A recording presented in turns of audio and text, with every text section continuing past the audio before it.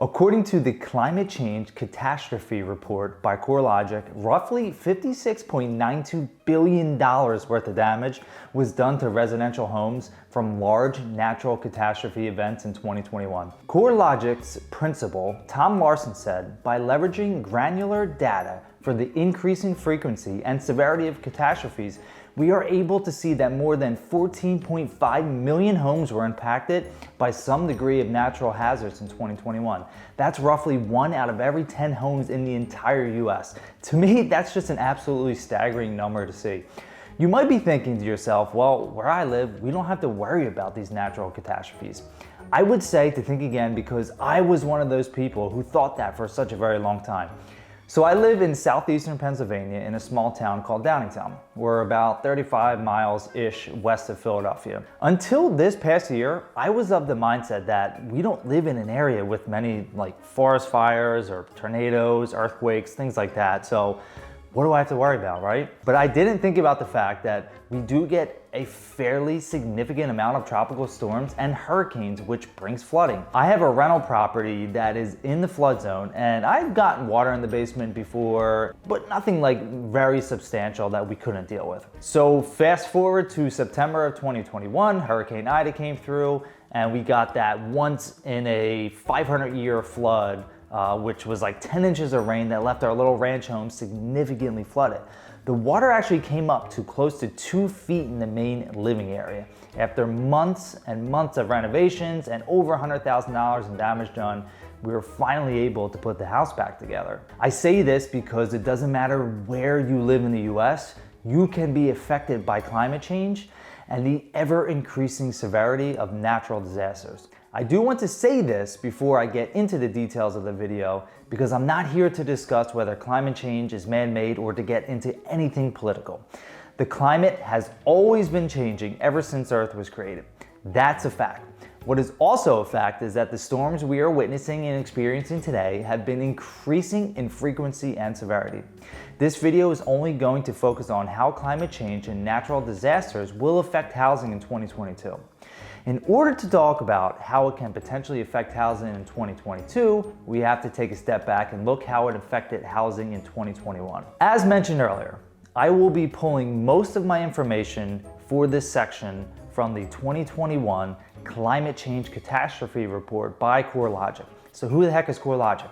Corelogic is one of the most trusted sources of property intelligence in the nation, with deep knowledge of powerful economic, social, and environmental forces that promote healthy housing markets and thriving communities. So let's jump right into the report. The first section is something that I wanted to just read to you quickly because this is very important. Natural catastrophes often leave communities with significant long-term impacts. A large portion of the population may not wait for physical infrastructure to be rebuilt, instead choosing to relocate. This can leave the area with less human capital available to sustain its local economy. In addition, job displacement and the destruction of real estate assets can leave many community members unable to pay for their mortgage or for reconstruction costs. This is especially true in low-income areas where underinsurance rates are high and saving rates are low. Recovery after natural catastrophic events can continue long after rebuilding is complete. Again, I wanted to highlight this because it really lays out the impact that natural disasters have on local markets. From all the major hurricanes that we have had in the US the past 2 decades, some areas like New Orleans, Houston, Jersey Shore, and now even my small area of Downingtown are still feeling the effects. With the cost of reconstruction increasing, we could see severe delays in rebuilding of homes and some communities. There is already a huge lack of inventory for homes to buy and rent, and prices are increasing month by month. This is all just adding more fuel to the fire and could turn out to be a disaster itself. So looking at the report, there are 4 types of natural disasters that it outlines, which affect housing. We have wildfires, hurricanes, winter storms, and severe weather such as tornadoes, hailstorms, and straight-line winds. These 4 events were the main cause of the $56.92 billion in damages done to the real estate market.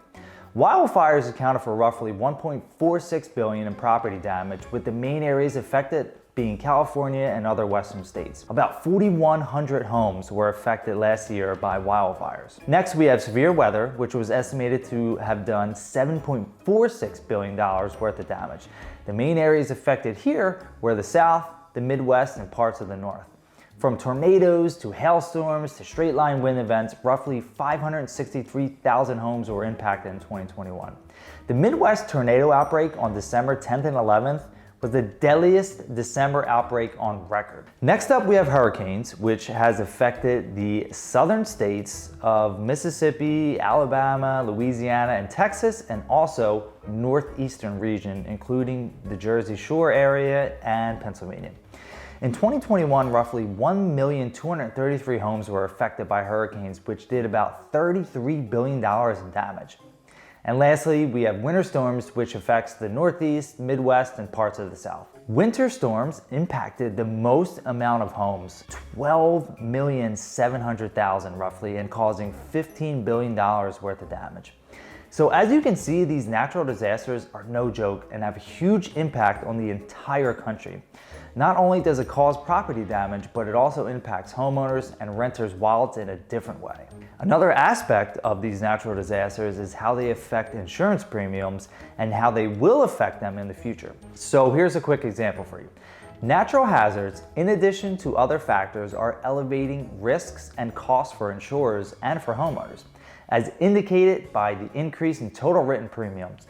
For example, from 2017 to 2020, the total written premiums in the state of California for dwelling fire and homeowners insurance combined has increased more than 27%, from $8.7 billion to $11.1 billion.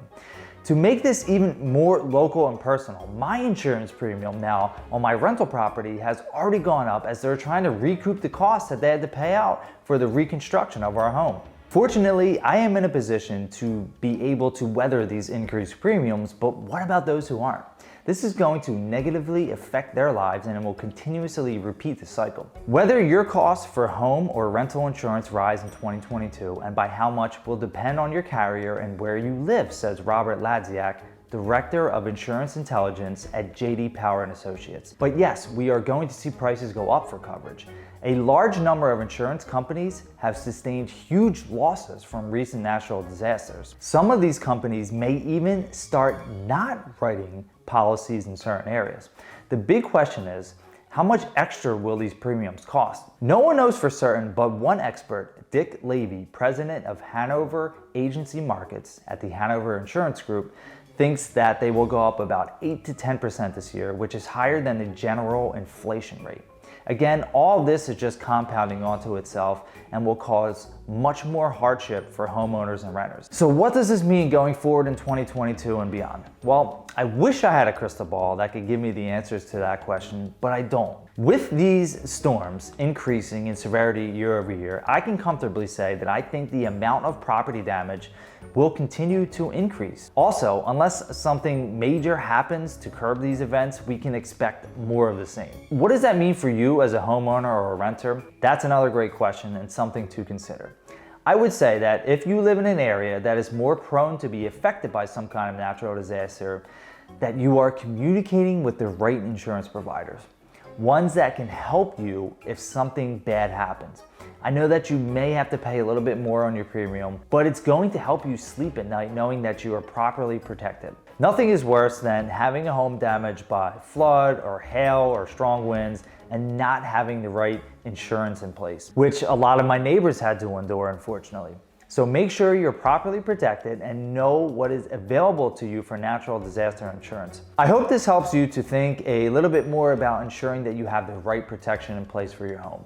If you have any questions about insurance, definitely reach out to someone that is local to you that can help. If you have any other questions about real estate in general, you can always reach me at 267-808-0574. Look forward to speaking with you soon. Have a great day.